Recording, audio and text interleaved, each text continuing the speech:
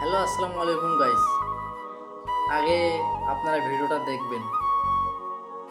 যে সাসপেন্ডটা হয়েছে এটার কারণ বলি, 3টা ফেক কপিরাইট ছিল অনেক দিন আগের। হ্যাঁ, ফেক কপিরাইট মাত্র লাইক 70,000 টাকার মতো আমি দিলেই এটা এটা কাট দিও, মানে আমার যে পেজের প্রবলেমটা 70,000 টাকা দিলে ঠিক হয়ে যাবে।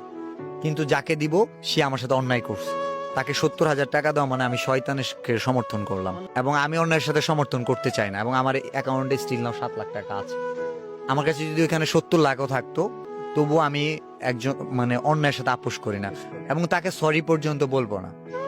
কারণ এই পেজ আমাকে আজকে থ্রটস অফ বিল্লাল বানায় না। আমার অনেস্টি, আমার সততা, আমার একাগ্রতা, আমার নিজের প্রতি, হ্যাঁ, এবং আল্লাহর প্রতি ভরসা ছিল, ওই জন্য হয়তো আমি একটা জায়গায় গেছি। আমি পেজ কখনোই অন্যায়ের সাথে আপোষ করে পেজ ব্যাক করাবো না, এটা হচ্ছে আমার কথা। ভিডিওটি দেখে কি বুঝলেন?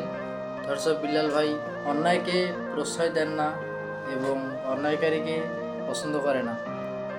বিল্লাল ভাই চাইলেও তার পেজটিকে মাত্র ৭৪,000 টাকা দিয়ে ফিরিয়ে আনতে পারত। বিল্লাল ভাই অন্যায়কারীকে পছন্দ করে না বলে আজ সে পেজটি আর ফিরিয়ে আনবে না।